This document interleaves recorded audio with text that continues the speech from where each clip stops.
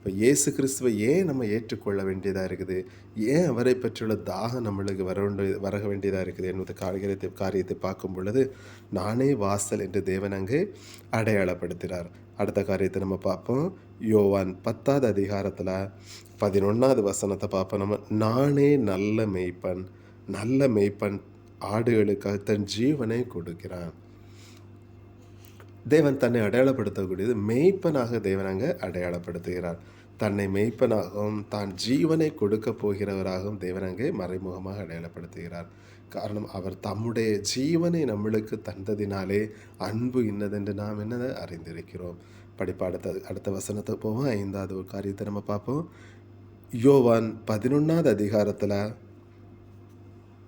25வது வசனத்தை நம்ம பார்க்கும் பொழுது, இயேசு அவளை நோக்கி, நானே உயிர்த்தெழுதலும் ஜீவனுமாய் இருக்கிறேன், என்னை விசுவாசிக்கிறவன் மரித்தாலும் பிழைப்பான். அப்படின்னு தேவன் தன்னை நானே உயிர்த்தெழுதலும் ஜீவனுமாய் இருக்கிறேன் என்றார்.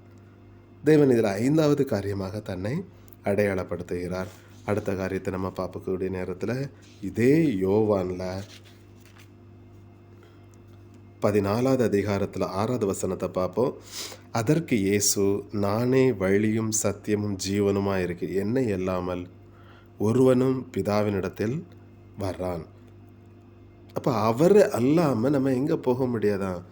பிதாவினிடத்தில் போக முடியாது. நம்ம யோவான் 1வது அதிகாரத்தில் 6வது வசனத்தை பார்த்தோம். ஐக்கியப்பட்டவர்கள், நம்ம தேவனோட சமூகத்தை விட்டு நம்ம தள்ளி வந்திருக்கிறோம், அதாவது பாவத்தை நிமித்தம் தள்ளி வந்திருக்கிறோம். தேவன் அதை சொல்கிறாரு, ஐக்கியம் இல்லாதவர்களாக இருந்தோம். எப்பொழுது நம்ம அவருடைய பலியில் குமாரனுடைய பலியில் இணைகிறோமோ அப்போ என்ன நடக்குதுன்னா, நம்ம அதிலிருந்து என்னதான் அந்த அவருடைய பலியில் இணைவதன் மூலம் பிதாவை தேவனோடு நம்ம ஐக்கியமாகிறோம்.